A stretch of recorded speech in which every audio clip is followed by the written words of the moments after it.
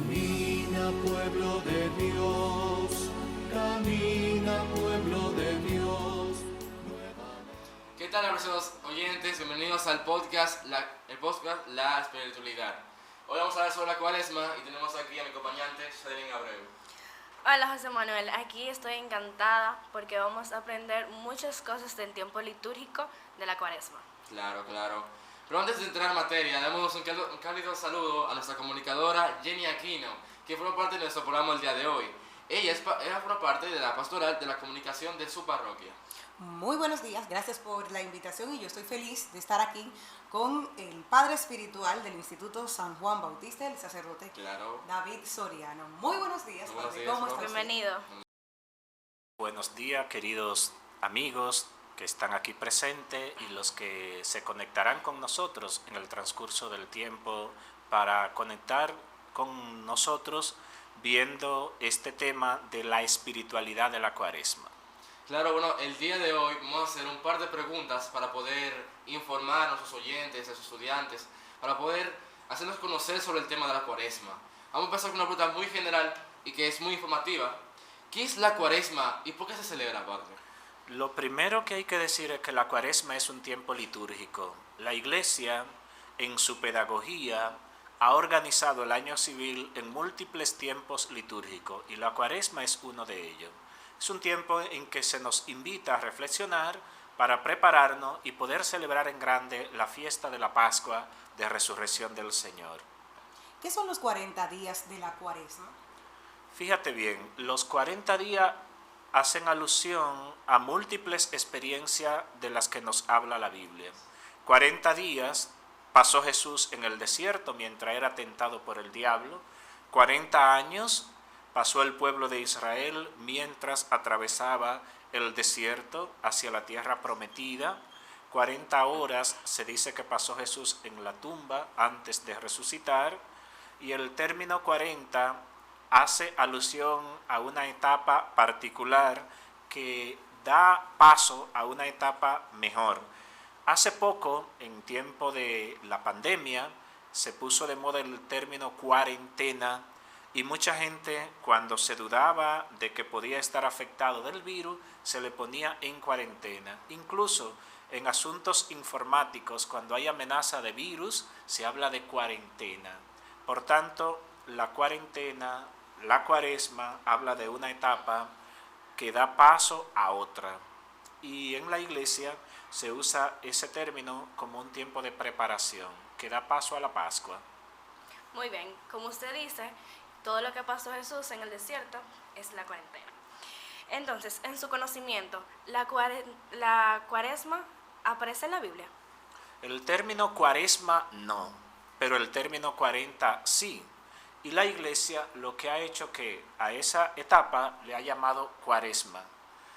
No porque aparezca en la Biblia, de hecho nosotros leemos la Biblia traducida, porque en el idioma que se escribió la Biblia muy poco lo maneja. El hebreo, el arameo, no lo manejamos. Y algunos textos se escribieron en griego, que tampoco lo manejamos. Y aún uno aprenda griego, una cosa es el griego antiguo y otra cosa es el griego moderno. Por tanto, nosotros leemos traducciones de la Biblia, muy acertadas por supuesto, pero es bueno saber que leemos traducciones y que el término Cuaresma no aparece en la Biblia, es una adaptación. Claro, es muy bueno saber eso, es una información vital para nosotros. Y bueno, vamos a seguir con la siguiente pregunta, padre. ¿Cuál es ese sentido espiritual de ese tiempo de gracia de Dios llamado Cuaresma? Mira, la Cuaresma es un tiempo de penitencia que nos invita a la conversión, pero no a una conversión parcial, sino integral. Es bueno hablar de la integridad porque conocemos personas, y tal vez nosotros también, somos conversos parciales, tenemos conversiones parciales. Imagínate un niño en su casa, es muy bueno, es obediente a sus padres, pero en la nevera va y toma las cosas que no le corresponden. Si él deja de comerse las cosas que no le corresponden, tal vez mantenga la figura, pero si no hace sus tareas a tiempo, no está siendo íntegro. Por tanto, una conversión íntegra implica que, en el caso del niño, que no se coma lo que no le corresponde, que haga la tarea a tiempo, que sea obediente a sus padres, entre otras cosas. Y la Cuaresma nos está invitando a esa conversión personal e integral.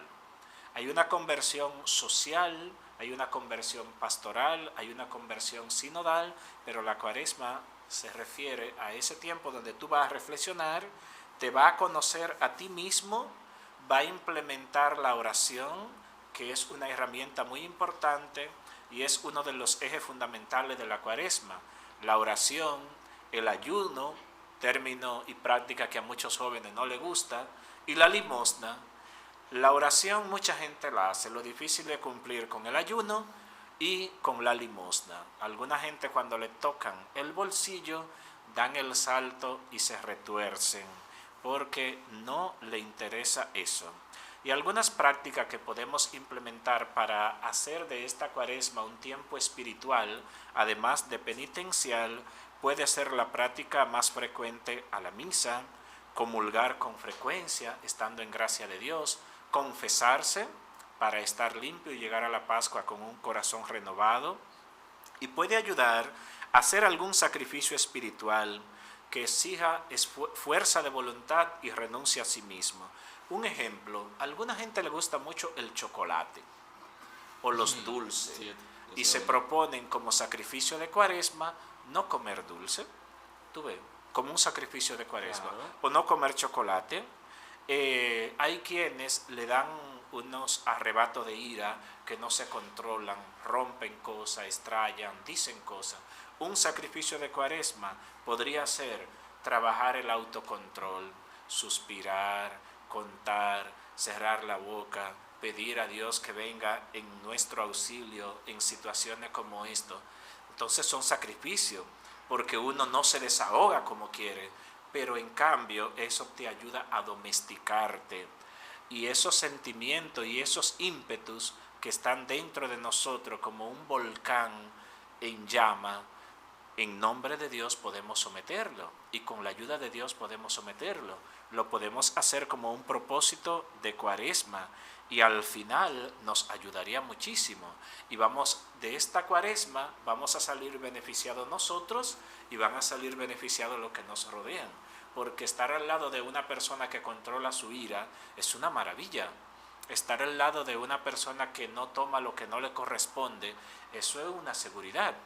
Estar al lado de una persona amable, si tú tienes un carácter fuerte y no te gusta saludar, no te gusta sonreír, te da lo mismo tratar a una persona bien que mal, un sacrificio de Cuaresma podría ser, si te cuesta mucho, ser amable, sé amable, saluda, sonríe, saca lo bueno que hay en ti, habla amablemente con tus compañeros, y el sacrificio más importante, que se convierte en un desafío para muchos, no hablar mal de nadie. No hablar mal de nadie. En esta Cuaresma yo me propongo no hablar mal de nadie, y eso surtirá frutos espirituales grandísimos en nosotros. Estamos hablando con el padre David Soriano, importante recordarlo, y también por qué hay que ponerse ceniza en la cabeza. Mira, la ceniza es el residuo de lo que deja el fuego después que pasa por la madera. Nosotros, de alguna manera, aunque no pasamos por el fuego, somos ceniza. Y la Biblia nos habla mucho de la ceniza. Me puse a buscar en la Biblia y encontré 26 citas bíblicas que hablan de la ceniza. Por ejemplo, la carta a los Hebreos dice: porque si la sangre de los machos cabríos y de los toros y la ceniza de la becerra rociada sobre los que se han contaminado santifican para la purificación de la carne. La ceniza es un signo penitencial, es una forma de decir: yo soy de la tierra, yo soy polvo y al polvo he de volver. Nosotros, así elegantes, jóvenes, hermosos como somos, algunos más que otros, nos creemos la gran cosa, pero por la naturaleza algún día volveremos a la tierra de donde hemos sido tomados. Bien sea que la persona sea cremada o sepultada, estos músculos y la mayoría de estos tejidos un día desaparecerán, quedarán los tejidos óseos y una que otras cosas, pero la mayor parte se va, los cabellos, todo eso se va. Entonces volveremos al polvo donde hemos sido tomados. Y el libro de Job nos habla de que Job se sentó en la ceniza.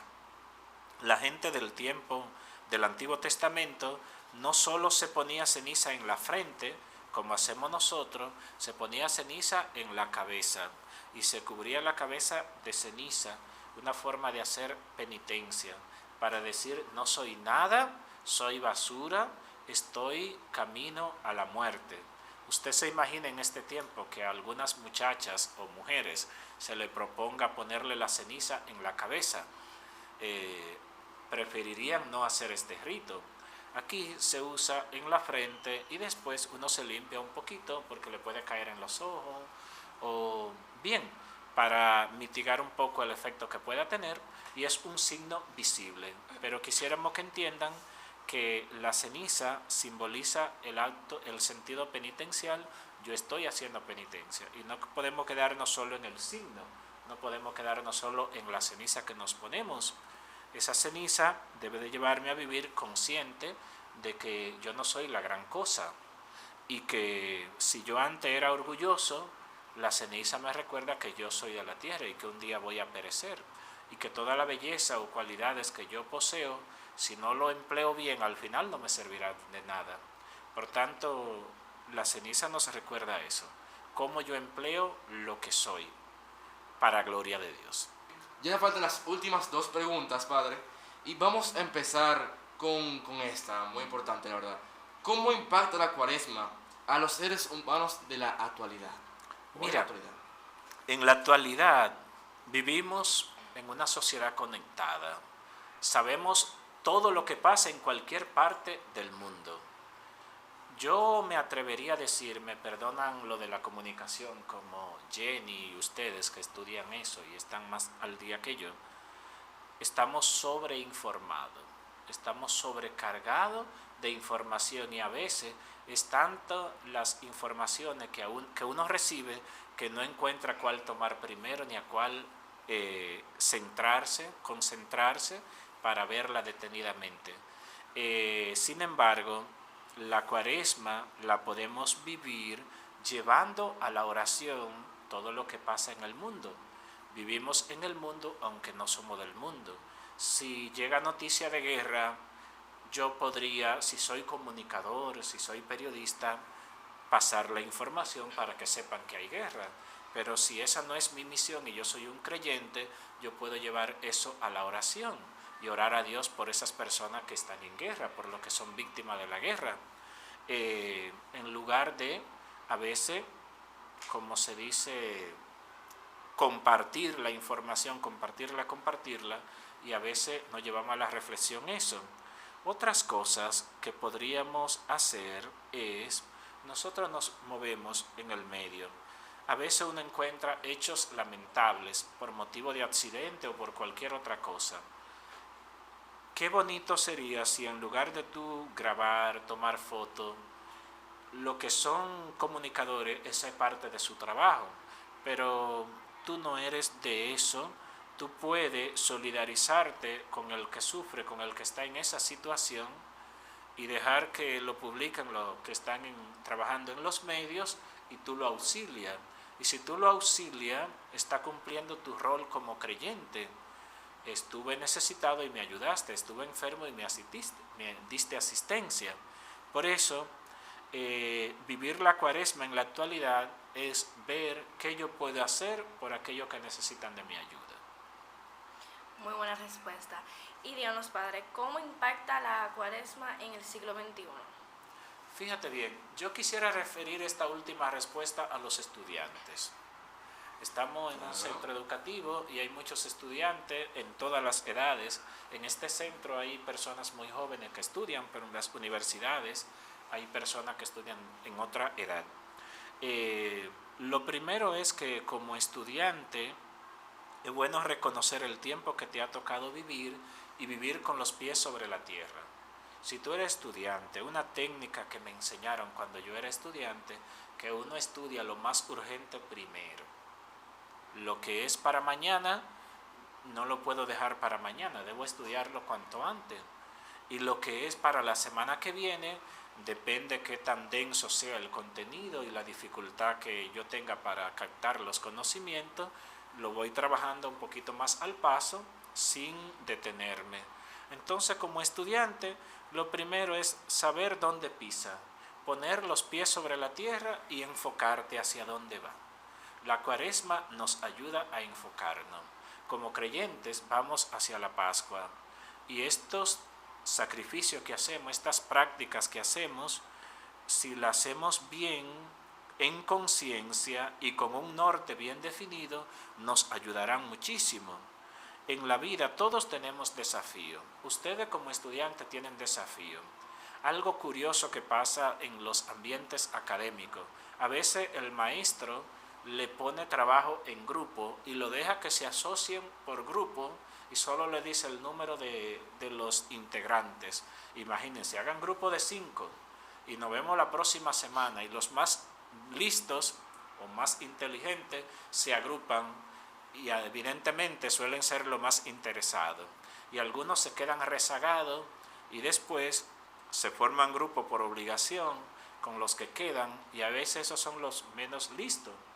Y encima de eso, a veces de esos que son menos listos, el trabajo lo hace un solo, porque los otros se recuestan el uno al otro.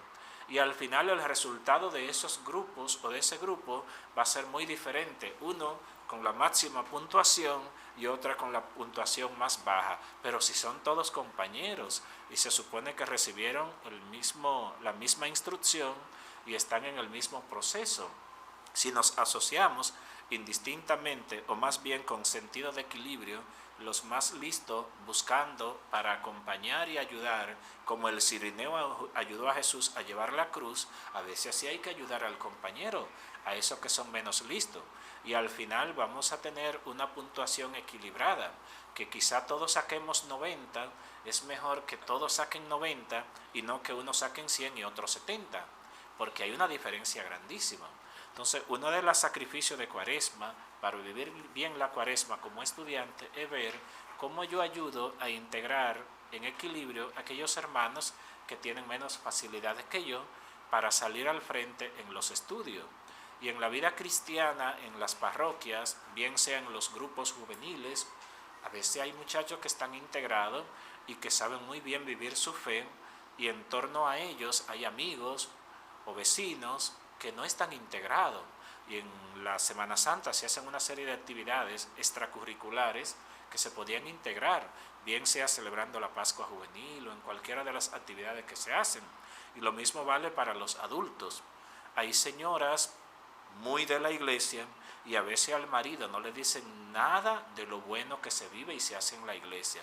Son unas viejas comezolas.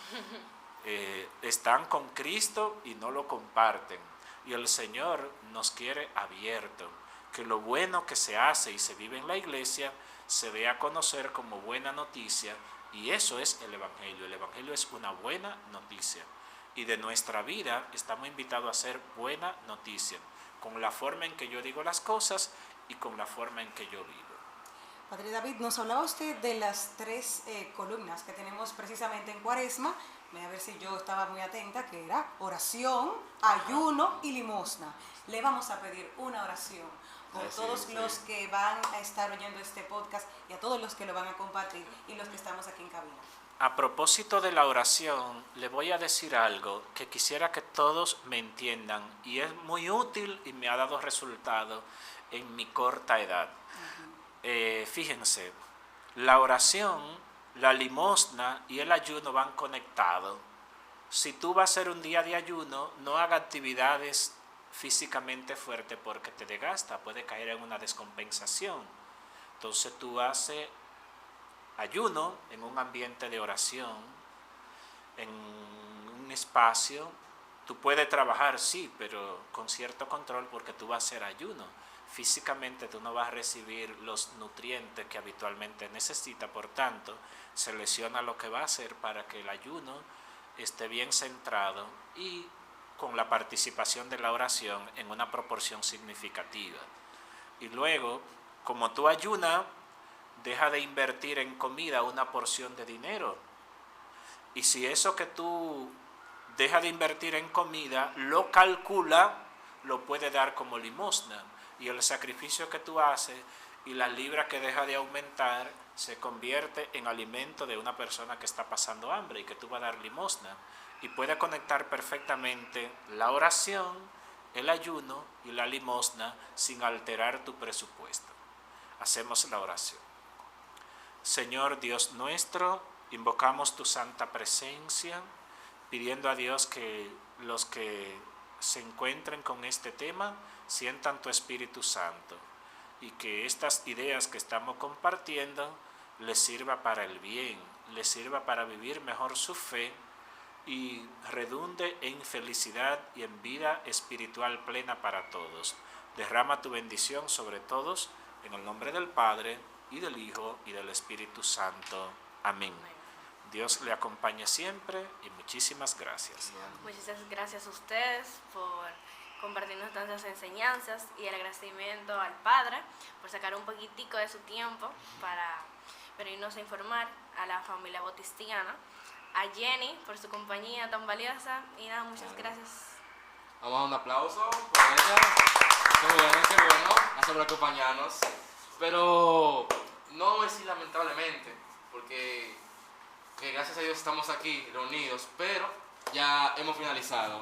Claro, gracias a todos por acompañarnos. El programa ha dado su final por hoy. Y nada, que tengan un buen día, buena noche, buena tarde. Gracias. Adiós. Alianza en la nueva